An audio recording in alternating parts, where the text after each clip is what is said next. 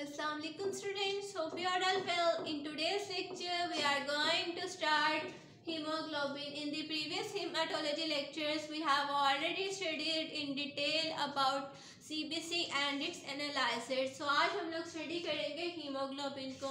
Hemoglobin is basically a part of our CBC test. And it is the main constituent of RBCs. अब जो haemoglobin है ये basically एक protein होती है जो कि हमारे आरबीसीज में प्रेजेंट होती है और ये आरबीसीज को कलर दे रही होती है. इसके अलावा ये एक्ट करती है as an oxygen carrying protein. इसमें इसने क्या करना होता है, जब हम लोग ऑक्सीजन को इनहेल करते हैं तो वो चली जाती है हमारे लंग से. अब इसने वहाँ से ऑक्सीजन को लेना है और हमारे बॉडी टिश्यूज तक डिलीवर करना है. अब बॉडी टिश्यू से इसने वापस क्या लेनी है, कार्बन डाइऑक्साइड, और इसको लेकर जाएगी टुवर्ड्स लंग्स और लंग्स के थ्रू वो हमारी बॉडी से एक्सपायरेट हो जाएगी और एक्सहेल आउट हम लोग इसको कर देंगे अपनी बॉडी से. अब अगर हम लोग हीमोग्लोबिन को देखें तो ये 2 पार्ट्स में डिवाइड हुई होती है. जैसे कि इसके नेम से ही पता चल रहा है, हीम एंड ग्लोबिन, ये 2 पार्ट्स में हमारे पास ये डिवाइड हुई है. अब ये जो हीम होता है ये इसका होता है पिगमेंट पार्ट, जिसने कलर देना होता है हमारे आरबीसीज को, जबकि जो ग्लोबिन है ये होता है प्रोटीन पार्ट. मीन्स कि हम लोग कह सकते हैं जो हमारा हीमोग्लोबिन मॉलिक्यूल है वो 2 पार्ट पे कंस्टिट्यूट हुआ है, एक प्रोटीन पार्ट और एक नॉन प्रोटीन पार्ट. अब हीम को देखा जाए वो फर्दर आगे 2 पार्ट्स में डिवाइड हुआ है. जो हमारा हीम पार्ट है वो बना होता है आयरन से और पोर्फिरिन से. अब अगर हम लोग आयरन को देखें ना, वो किस फॉर्म में होता है, वो फेरस फॉर्म में प्रेजेंट होता है. मीन्स के Fe2+. अगर Fe3+ देखें तो वो होता है फेरिक मतलब, लेकिन यहाँ पे जो आयरन है वो किस फॉर्म में प्रेजेंट है, फेरस फॉर्म में Fe2+. और हमारे पास इसमें पोर्फिरिन रिंग्स होते हैं. अब किस तरह से ये जो है हमारे पास आयरन ये बाइंड करता है पोर्फिरिन के साथ. यहाँ पे हमारे पास फॉर एग्जांपल आ गया आयरन, इसने यहाँ पे हमारे पास 4 पोर्फिरिन रिंग्स के साथ, यहाँ पे भी पोर्फिरिन, यहाँ पे भी पोर्फिरिन, यहाँ पे भी पोर्फिरिन रिंग. अब ये अगर हम लोग थोड़ा सा इसको ना देखें मजीद तो यहाँ पे आप देखें ये हमारे पास है Fe2+.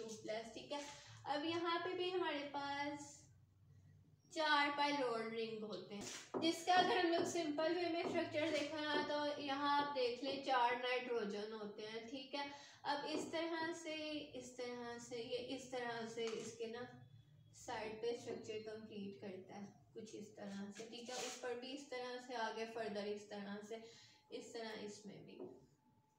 ठीक है, तो कुछ इस तरह से हमारे पास किसका स्ट्रक्चर होता है, हीम का. ठीक है, अगर हम और इसके यहाँ पे हमारे पास जैसे यहाँ पे अल्फा आ गया, यहाँ पे बीटा ग्लोबुलिन आ गया, इसके अंदर ही जो प्रोटीन्स होती हैं वो प्रेजेंट होती हैं. अब ये हमारे पास है इसका प्रोटीन पार्ट. जो इसका प्रोटीन पार्ट है ग्लोबिन है, ये आगे फर्दर इसमें 2 चेन्स आ रही होती हैं, अल्फा चेन और बीटा चेन. अब ये जो चेन्स होती हैं ना ये पेयर की फॉर्म में प्रेजेंट होती हैं. जो बीटा चेन है वो भी पेयर की फॉर्म में प्रेजेंट होगी. अब ये प्रोटीन पार्ट है. ठीक है, तो ये जो अल्फा चेन है वो भी अमाइनो एसिड्स की बनी होती है और जो बीटा चेन है वो भी अमाइनो एसिड की बनी होती है. अगर अल्फा चेन की सिंगल चेन देखें ना तो उसमें 141 अमाइनो एसिड होते हैं. इसी तरह बीटा चेन की अगर सिंगल चेन देखें तो उसमें 146 अमाइनो एसिड प्रेजेंट होते हैं. अब मैंने क्या कहा था, ये किस फॉर्म में प्रेजेंट है, पेयर की फॉर्म में. मीन्स 141 को मल्टीप्लाई कर देंगे 2 से तो हमारे पास 282 कितने हमारे पास आ गए, अल्फा ग्लोबिन्स आ गए. ठीक है, और 146 को अगर हम लोग यहाँ पे मल्टीप्लाई करें 2 से तो हमारे पास आ जाता है 292 अमाइनो एसिड. मतलब बीटा ग्लोबुलिन में हमारे पास टोटल कितने अमाइनो एसिड्स हैं, 292 अमाइनो एसिड. लेकिन एक सिंगल चेन में कितने प्रेजेंट है, 146. अगर हम लोग देखें कि टोटल हमारे पास ग्लोबुलिन्स में कितने ज़्यादा अमाइनो एसिड प्रेजेंट हैं तो वो हमारे पास इसमें होते हैं 574 amino acids in total. Next हम लोग चलते हैं टाइप्स ऑफ हीमोग्लोबिन की तरफ. हीमोग्लोबिन्स की अगर हम लोग देखें तो हमारे पास HbA, HbA2 और HbF. HbA मतलब कि अडल्ट हीमोग्लोबिन, तो ये हमारे पास कितनी प्रेजेंट होती है, 96 to 98% of our total haemoglobin. ठीक है, मतलब 100% हीमोग्लोबिन में से हमारे पास कितनी परसेंट इसकी होगी एडल्ट हीमोग्लोबिन की, 96 to 98%। And it consist of 2 alpha chains and 2 beta chains. 2 alpha chains आ गए और 2 ही इसमें बीटा चेन आ गई। नेक्स्ट है haemoglobin A2। It is 2 to 3% of our total haemoglobin and it consist of 2 alpha chain और 2 delta chain. लेकिन haemoglobin adult में कितनी थी, 2 अल्फा और 2 बीटा, लेकिन इसमें 2 अल्फा हैं और 2 डेल्टा चेन्स हैं। और अगर लास्टली अगर हम लोग फीटल हीमोग्लोबिन को देखें तो it is 0.8 to 2% of our total hemoglobin and it consists of 2 alpha chains and 2 gamma chains। अगर हम लोग फीटस की बात करें या इन्फेंट्स की बात करें तो उसमें हमारे पास अल्फा चेन्स होती हैं 2 और गैमा चेन्स होती हैं। बट जैसे जैसे ये जो इन्फेंट होता है वो ग्रो करता है तो उसकी जो गैमा चेन है वो रिप्लेस कर जाती है बीटा चेन के साथ। नेक्स्ट हमारे पास आ रही है एबनॉर्मल टाइप्स हीमोग्लोबिन की, HbS, HbC और HbE। सबसे पहले अगर हम लोग देखें HbS को, जो हीमोग्लोबिन S है ये किस कंडीशन में प्रेजेंट होती है, ये प्रेजेंट होती है सिकल सेल डिजीज में या सिकल सेल एनीमिया में। अगर हम लोग अपनी नॉर्मल आरबीसीज की शेप देखें ना तो वो कुछ इस तरह से होती है, ठीक है। इस तरह से हमारा ना ये हीमोग्लोबिन आरबीसीज का मॉलिक्यूल होता है, इस तरह से थोड़ा सा, ठीक है। लेकिन अगर सिकल सेल डिजीज की बात की जाए ना तो इसमें ना ये कुछ इस तरह से हो जाता है।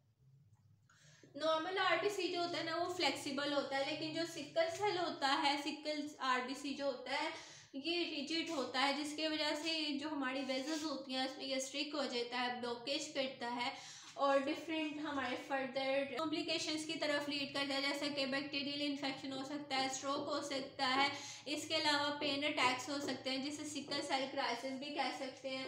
नेक्स्ट हमारे पास आ रहा है हीमोग्लोबिन सी। जो हीमोग्लोबिन सी है, अब ये जो होता है ना ये लो ऑक्सीजन प्रेशर पर पॉलीमराइज नहीं होती, ये हमारे पास आप कह लें कि ये माइल्ड हीमोलिटिक एनीमिया कॉज करती है, इसके अलावा जॉइंटिस कॉज कर सकती है, इसके अलावा स्प्लीनोमेगाली कॉज करती है। लेकिन जो हीमोग्लोबिन एस है ये लो ऑक्सीजन प्रेशर पर भी पॉलीमराइज कर देंगे। अब ये जो हमारा हीमोग्लोबिन मॉलिक्यूल है ना ये एट अ टाइम 4 ऑक्सीजन के मॉलिक्यूल्स के साथ बाइंड कर सकता है।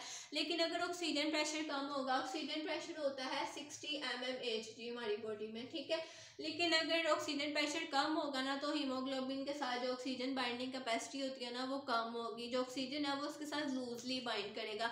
लेकिन अगर हमारे पास ऑक्सीजन जो प्रेशर है वो प्रॉपर है, जैसे कि 60 mmHg मिलीमीटर मर्करी मैंने बताया, तो अगर ये प्रेशर पूरा या ज़्यादा है तो जो ऑक्सीजन मॉलिक्यूल्स हैं वो हीमोग्लोबिन के साथ स्ट्रॉन्गली बाइंड करेंगे।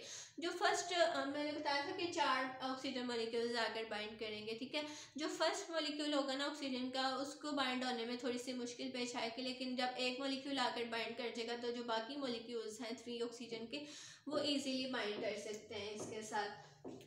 लास्ट आ गया हमारे पास हीमोग्लोबिन ई। जो हीमोग्लोबिन ई है ये इतना ज़्यादा कॉमन नहीं है, ना इसके एज सच कोई सिम्टम्स अपीयर होते हैं।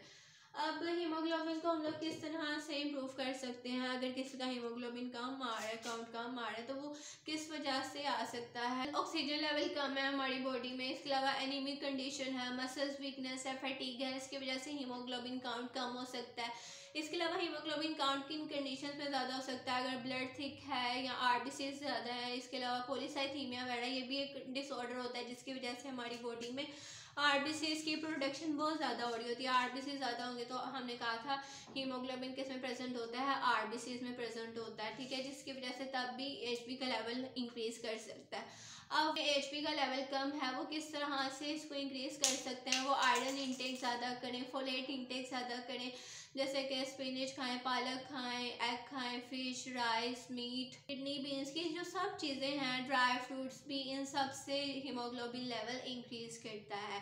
So that's all about today's lecture. Hope so you have understood this lecture. If you have any curious question, you can ask me on Instagram or in comment section. Instagram ID is attached in description box of my YouTube channel. So अगर अभी तक आपने मेरे YouTube channel को subscribe नहीं किया तो इसे लाइक, सब्सक्राइब और शेयर कर दीजिएगा। Thank you all. Thank you so much.